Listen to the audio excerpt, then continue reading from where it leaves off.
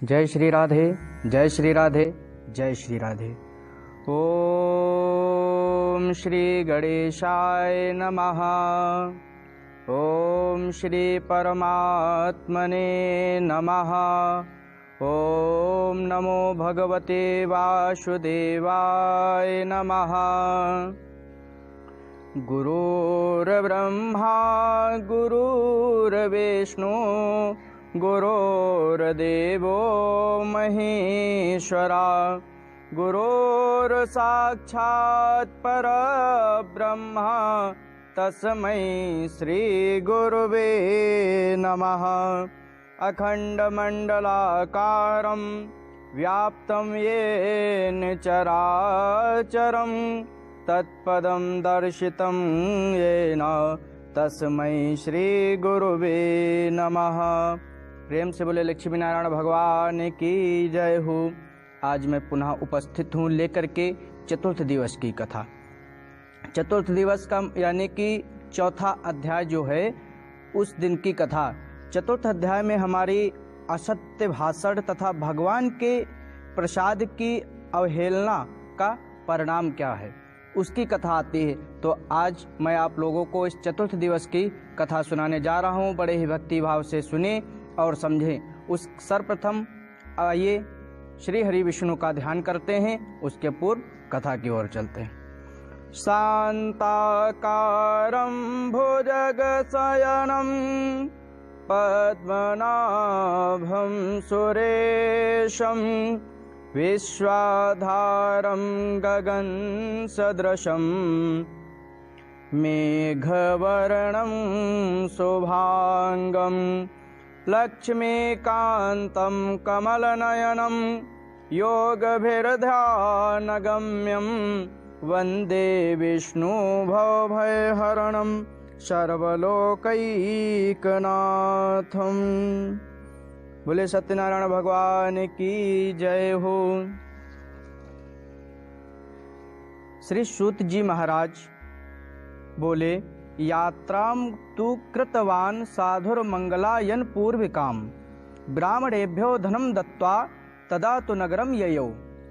श्री सूत जी महाराज बोले कि साधु वणिक मंगलाचरण कर और ब्राह्मणों को धन देकर अपने नगर के लिए चल पड़ा।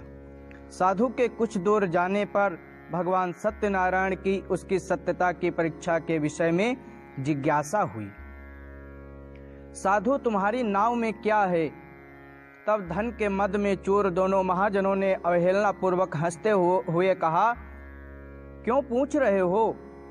क्या कुछ द्रव्य लेने की इच्छा है? हमारी नाव में तो लता पत्ते आदि भरे हुए हैं। ऐसी निष्ठुर वाणी सुनकर तुम्हारी बात सच हो जाए, ऐसा कहकर दंडी सन्यासी का रूप धारण किए हुए भगवान कुछ दूर जाकर समुद्र के समीप बैठ गए।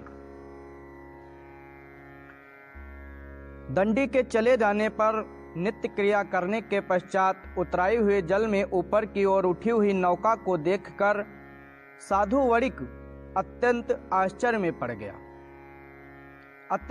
में पड़ गया और नाव में लता और पत्ते आदि को देख मूर्छित हो पृथ्वी पर गिर पड़ा।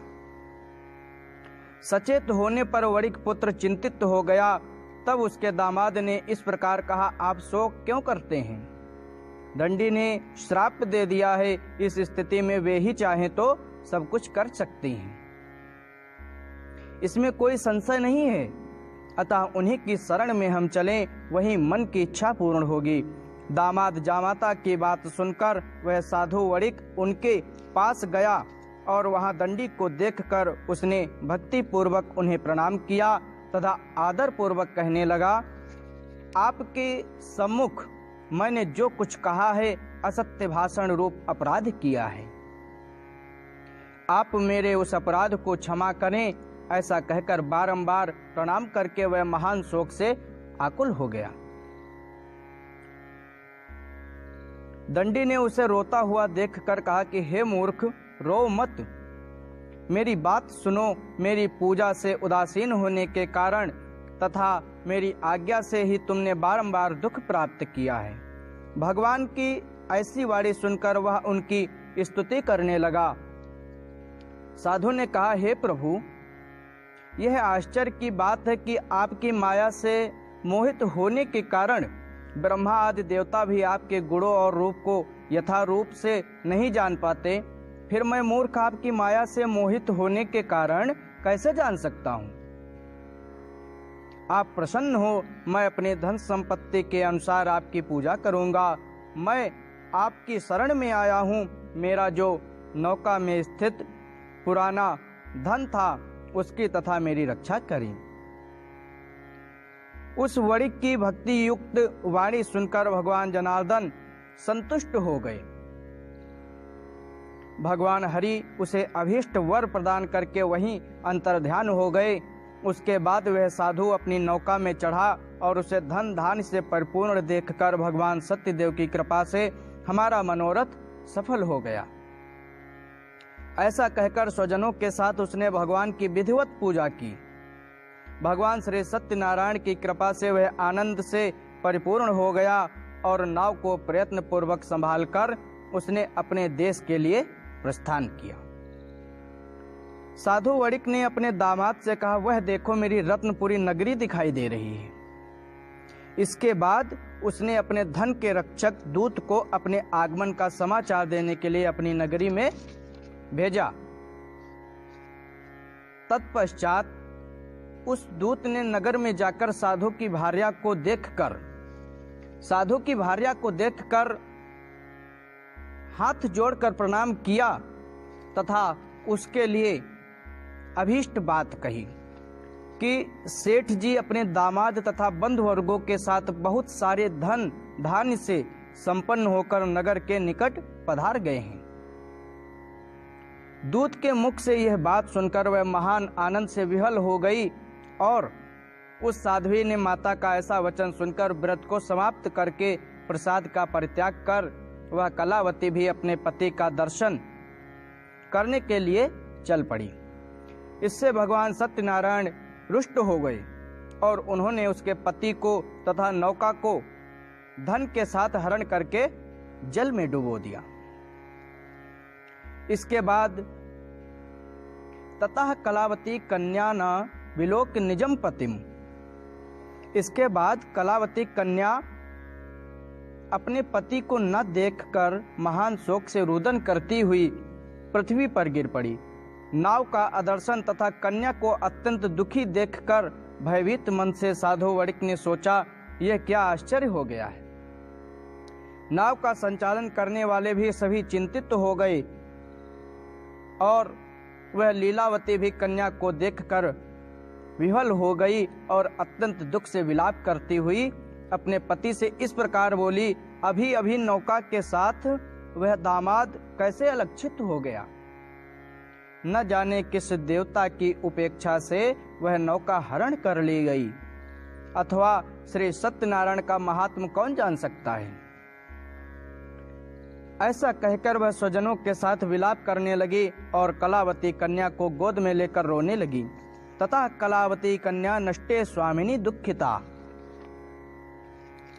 कलावती कन्या भी अपने पति के नष्ट हो जाने पर दुखी हो गई और पति की पादुका लेकर उनका अनुगमन करने के लिए उसने मन में निश्चय किया।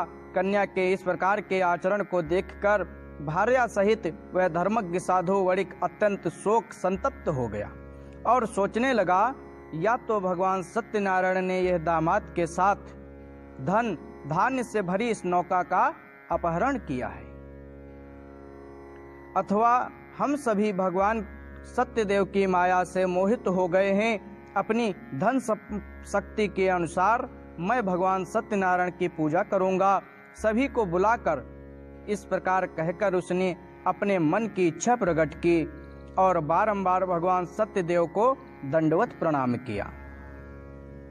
इससे दीनों के परिपालक भगवान सत्यदेव प्रसन्न हो गए। भक्त वत्सल भगवान ने कृपा पूर्वक कहा, तुम्हारी कन्या प्रसाद छोड़कर अपने पति को देखने चली आई है। निश्चय ही इसी कारण उसका पति अदृश्य हो गया है। यदि घर जाकर प्रसाद ग्रहण करके वह पुनः आए तो हे साधु, तुम्हारी पुत्री पति को प्राप्त करेगी, इसमें कोई संशय नहीं है।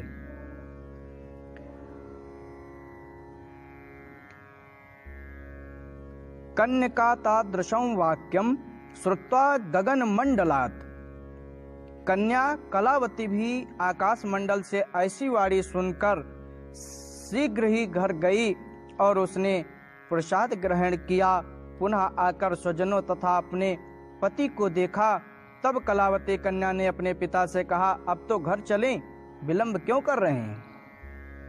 कन्या की वह बात सुनकर वणिक पुत्र संतुष्ट हो गया और विधि विधान से भगवान सत्यनारायण का पूजन करके धन तथा बंधु वर्गों के साथ अपने घर गया तथा पूर्णिमा और संक्रांति पर्वों पर भगवान सत्यनारायण का पूजन करते हुए इस लोक में सुख भोग कर अंत में वह सत्यपुर वैकुंठ लोक में चला गया। इस प्रकार श्री स्कंद पुराण के अंतर्गत श्री सत्यनारायण व्रत कथा का यह 4th अध्याय संपूर्ण हुआ। बोले सत्यनारायण भगवान की जय हो।